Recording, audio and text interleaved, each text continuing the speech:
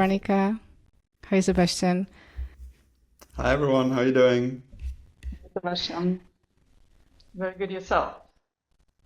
Good, thanks for joining us. This was a tight turnaround, one of our tightest, but we managed to make it work. So yeah, we're very, very glad that you could make it. And when did you actually make it back? Were you in Norway for the Yes, I announcement? did. So since Tuesday night, I'm back. Well, then this is very fresh.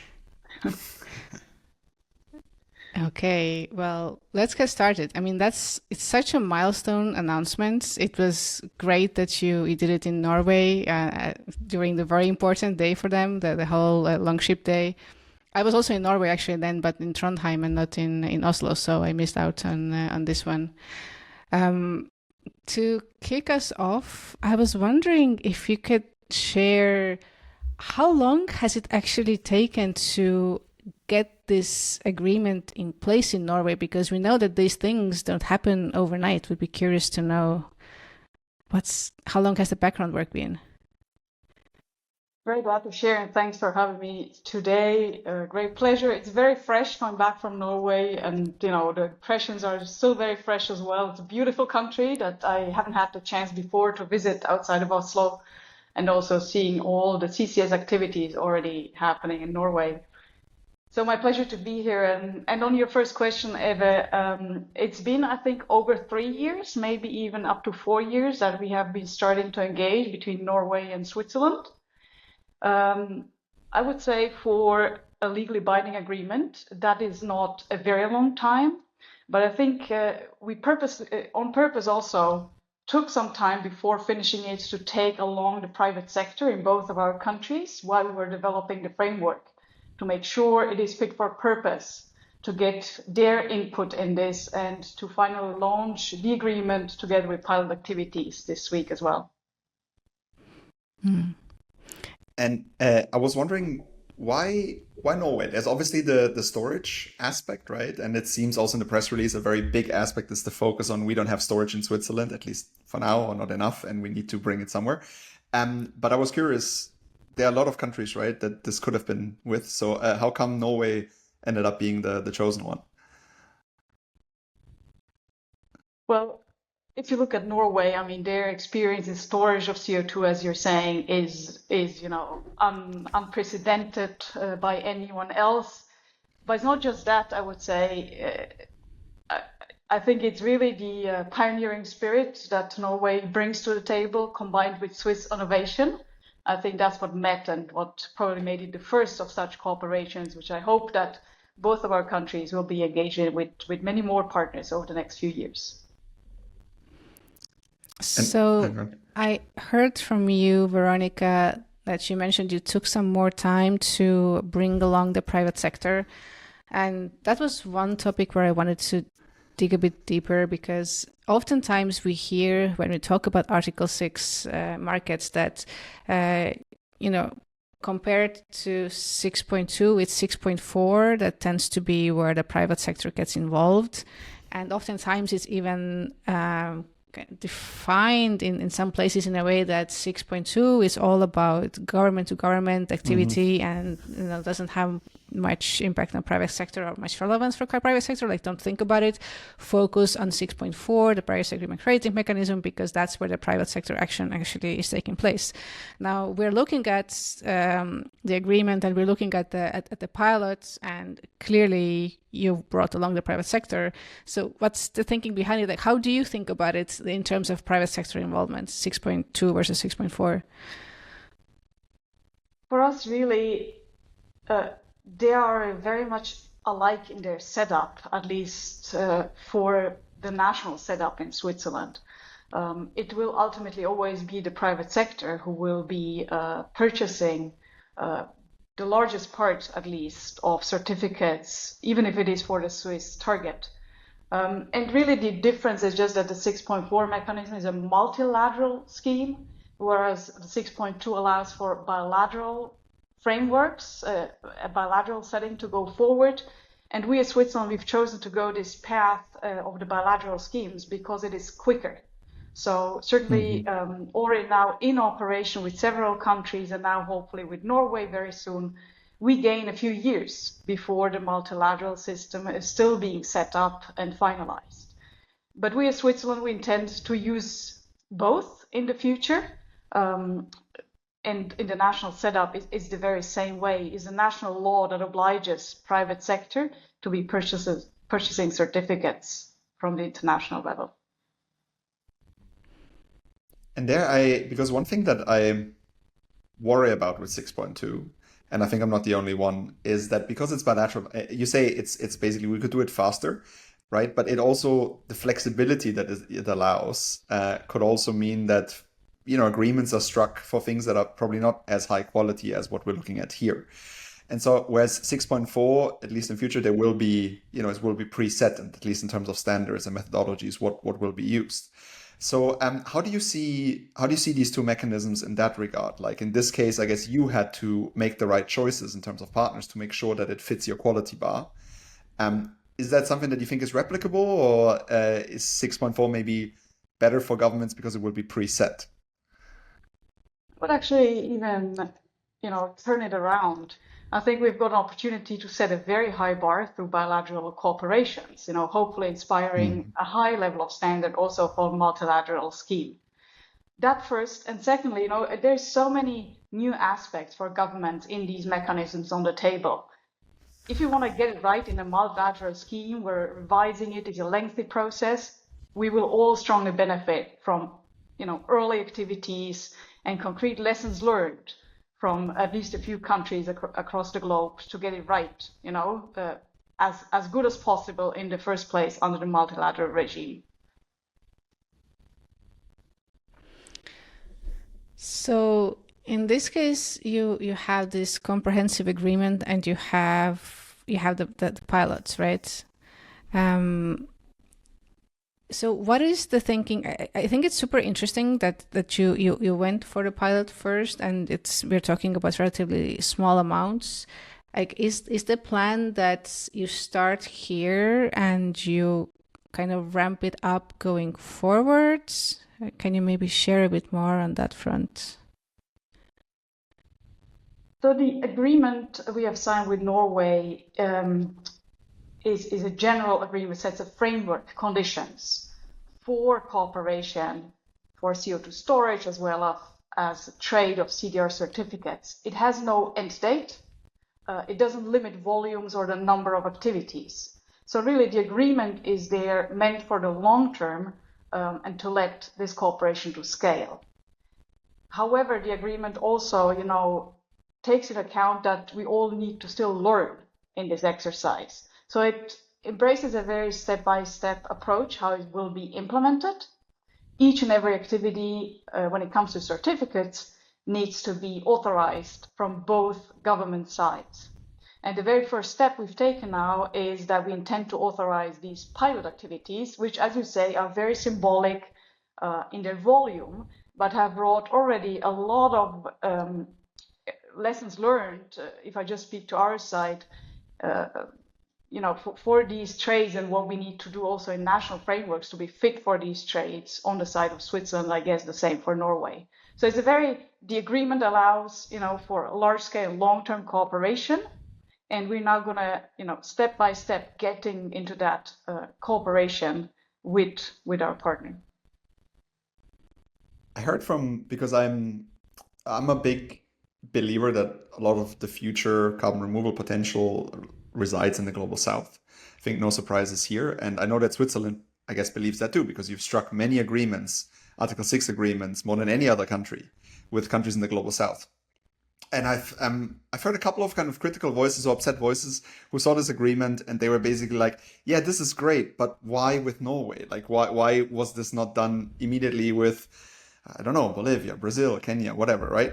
And so I'm just wondering, how are you looking at this dynamic, and how do you see potentially how you might engage in the future in similar ways with countries in the global south? So of course, we're open to any partner generally across the globe. We already have an agreement in place, maybe to highlight with Kenya, who may become a CDR supplier as well. It's just that also even within Switzerland and in Norway and many other countries who are a bit new on the landscape for potential sellers of credits, we already have early installations in CDR activities. And, we realize in Switzerland that we need to get into these topics today to help these technologies scale so that they're available in the future when we will all need them at a larger scale. So we need to start today. And there again, Norway is a very appreciated partner to take this off the ground. We have activities already happening today in Norway. We have CDR activities in Switzerland happening. And we did match in the pioneering spirit to test this out and take it forward. I guess this is kind of, if I can just follow up there, this is something that now becomes more clear through your answer to me, that this is very much a two-way relationship, right? Where both, like, you expect, you also want to promote your domestic industry, so you need a buyer on the other side, right? Where some of the agreements that I think I had in mind, especially with the Global South, they would be more unilateral. Like you would be the buyer, or Swiss companies would be the buyer, but you wouldn't necessarily sell your credits from Neustark to a Kenyan buyer, right? So this is something that I think distinguishes this agreement.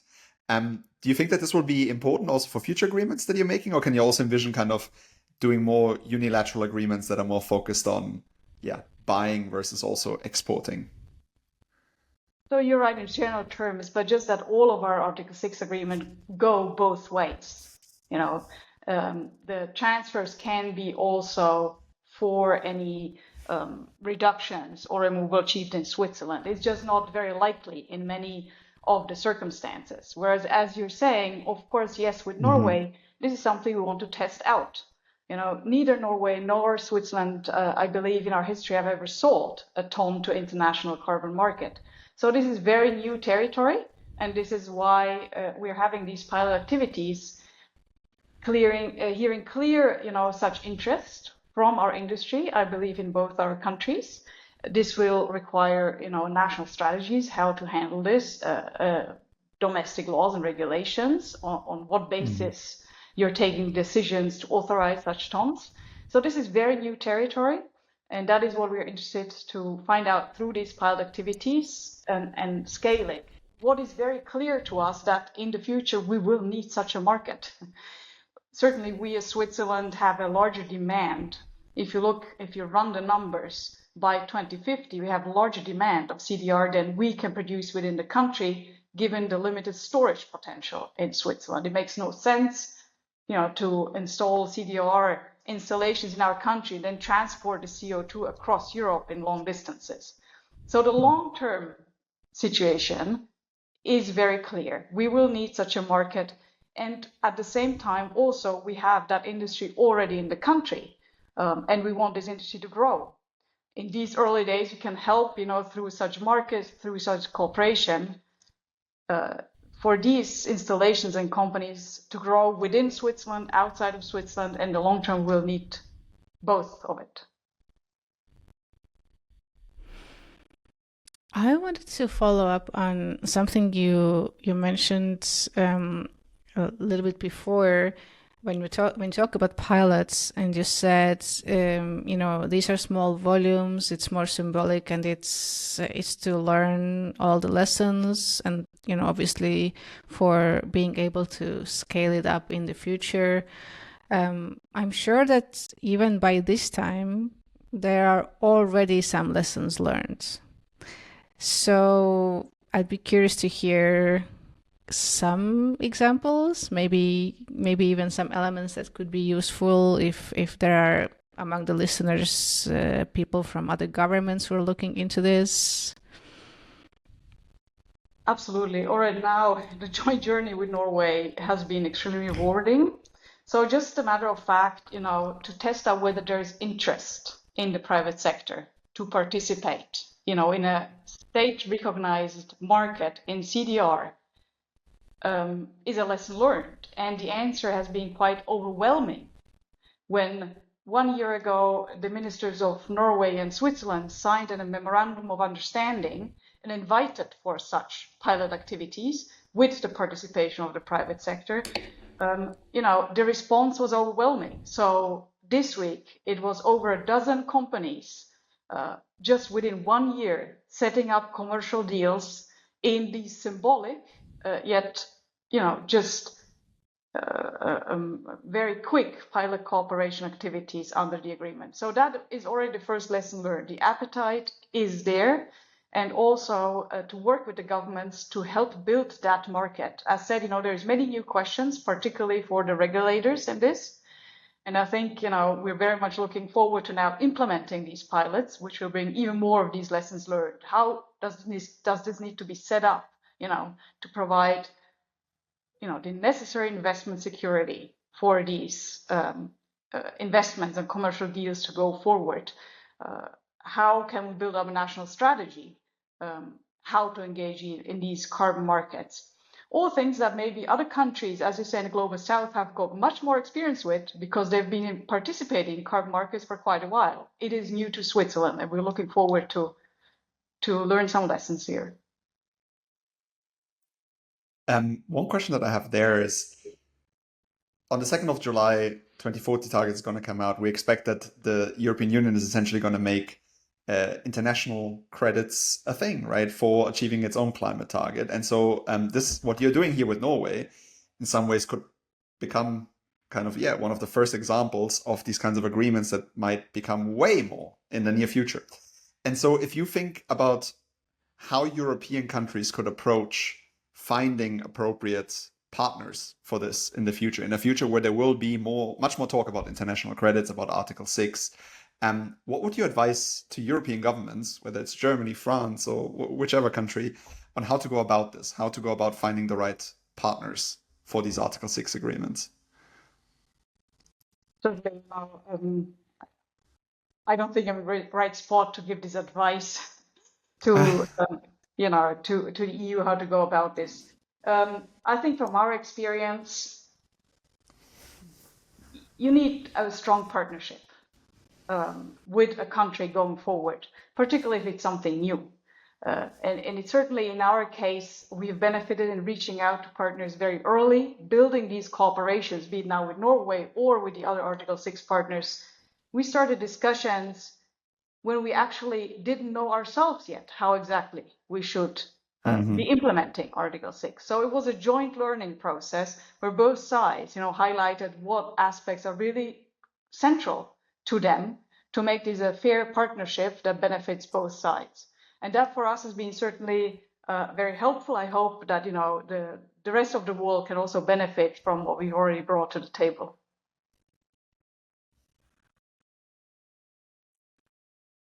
So on pilots still, and I think then we'll maybe get into some other elements. So you mentioned that these are pilots, and obviously the size of the projects already indicates, that these are pilots, but a pilot can mean many things. Oftentimes in the past, we've also had all kinds of piloting under international carbon markets. We've had all kinds of Article 6 pilots, but they've been pilots in different ways. It can be a pilot where you just try out some element but leave out many others. Or these can be pilots where you implement the project exactly as it would be an Article 6.2 project with all the necessary safeguards and rules and administrative elements. And the only thing that makes it a pilot is really the size of it. So in which sense is this here a pilot? So we're intending to run this fully fledged. It is pilot in the sense of the volume and also in the timelines. That was something that the two governments jointly suggested also to the private sector partners, that these pilots are timed within and up to 2030, that we get these transfers. One, because we want to get these early experiences as quickly as possible. So we don't want to have the transfer happening, very far away in the future. And secondly, also, in many of our countries, from 31, we'll have a new legal basis in place. So it makes it much easier to head start now these pilot activities also from the regulatory perspective in the next few years to come. So that is the limiting scope, the volume that also flows from that, what CDR is available, what could be struck by private sector as deals in this very short time frame to set the pilots up, particularly given that they should happen and be finished, up to 2030 as well. But as otherwise we're intending to run it fully fledged. That's the purpose of it, to test our regulatory frameworks as well. So we will be authorizing this under the Article 6 of the Paris Agreement. The tons that go out of Switzerland, we will apply corresponding adjustment to these tons. Vice versa, the same is intended on the side of Norway. And we have the bilateral agreement in place that actually settles all the details, how that bilateral framework will run step by step in implementation. That's a perfect segue, because I was going to talk to you about corresponding adjustments. Because this is a topic that I even saw last week kind of heating up on LinkedIn in a different context that we'll soon talk to Alexia Kelly, I'm sure, on the scoop. But what I was wondering is, there's a lot of talk about the administrative burden that comes to corresponding adjustments and also the additional cost that comes from corresponding adjustments. So could you talk a little bit to that? Like, how's been the experience so far? What do you expect it to be for you to issue the corresponding adjustments, and also the cost incurred? Does that stay with the government? Is that passed on to buyers? Yeah, a bit of the background on that would be really interesting. So I can just talk from our experience as Switzerland. We have already authorized activities under the Article 6 with other partner countries. We've actually gone through the entire cycle. We had a transfers that was in Thailand. We issued, units in the national registry. So we've done the full cycle of these mechanics. I don't think that the administrative burden here for these steps is so high. These are steps of reporting, collecting data, having, the inventory and then the boundary reports in place that we have to do anyways under the Paris Agreement. So it's just an additional set of numbers that come in. Of course, what I think is the main homework that everyone participating in Article 6 has to do is much more taking the decision of authorizing an activity, a transfer or not. That's not such a trivial one, because you need to have a clear vision whether you would have foreseen this for your own NDC, or whether these are actually tons that have been truly achieved in addition to what is being foreseen, and therefore also do not undermine the achievement of your own climate strategy, of your own climate target. So I think that is where the real homework is, to set up also processes, regulation, and a strategy how your country wants to engage in carbon markets. But again, we've taken here, an approach of very much learning by doing with our partners. Just because we don't have all that, thought through the first day, doesn't mean we cannot start engaging in pilots. And that's exactly what we're doing. These pilots, if they're symbolic in volume, they certainly, are not endangering either the Swiss nor the Norwegian NDC. So really, we can only benefit and learn from it. When it comes to corresponding adjustments, I was just wondering if the selection of a bio-CCS project was there for the reason that that's actually a type of project that you can account for under the national greenhouse gas inventories. And was that the reason behind choosing these CDR methods compared to choosing among some others? So if you have a look at the bilateral agreement, it allows many various sorts of CDR installations, but it is limited in regard to the storage method. So either it is in the underground of the sea in Norway, or it is mineralized, chemically bound in products, right? So that limits to a fair bit, of course, the sort of activities that are eligible under the agreement. That annex could be updated over time, but that is where we're starting from. Also, advice from current national legislation in both of our countries. Other than that, really, we've built these pilots in collaboration with the private sector. I think I've been mentioning that a lot, but we haven't maybe unpacked yet so much what that means. We really opened the possibility for these pilot activities from the Norwegian and Swiss government's end, and then very much in a collaborative mode with the private sector, found or defined also the boundaries, what the governments are willing to do within these pilot activities, and also what the private sector is interested in. So the very projects and the very partnerships on the commercial side, that has been truly being taken forward by the private sector, with just a facilitating role of the two governments.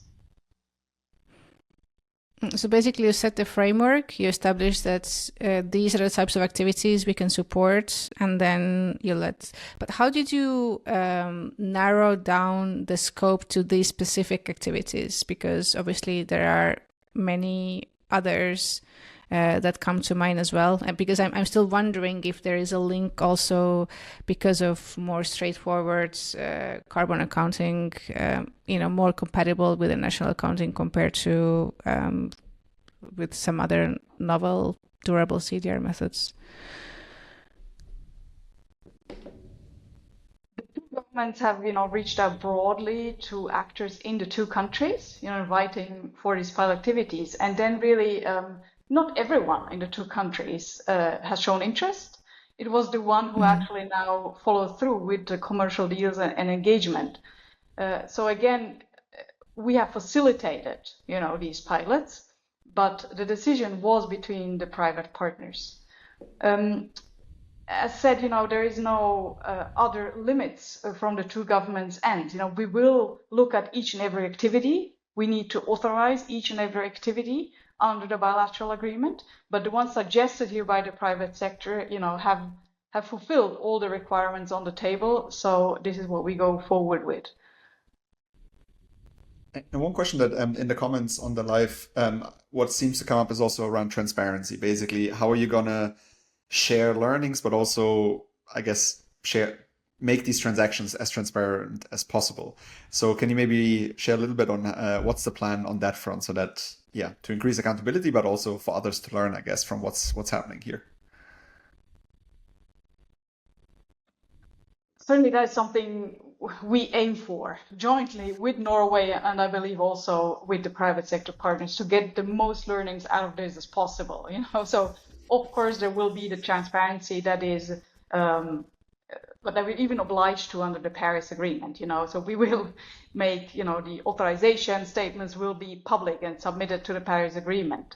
The project, describing the project where the CDR originates, will be made public, and given all the information through the initial reports that Norway and Switzerland has to submit.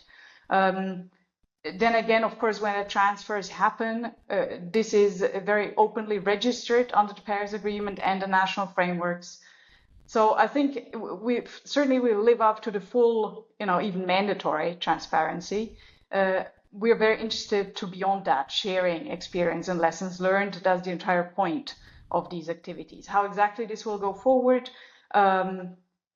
in the MOU between the ministers 1 year ago, there was the idea of an advisory group also to take along. That is something we still need to look into, how exactly we will shape this between Norway and Switzerland, to also get inputs, to the new questions we as governments get on the table. We might benefit from some sort of a sounding board advice from people outside of our offices and the particular pilot partners. We might have you on again in a year's time, so you can also share here. I think it's time to wrap up. Yeah, I think we ran out of time. Amazing. Time flew by. Veronika, thank you so much. This was really interesting, and congrats again. I'm personally super excited about this, and I think many other people are. And as I think the theme from what you said today was just you're taking risks, right? Like you're willing to take risks, and that is super important because that's not frequent. And everyone else can learn from it. So thank you for that. Rather than taking risks, I think we're taking opportunities. The opportunities even better. The better earlier than later.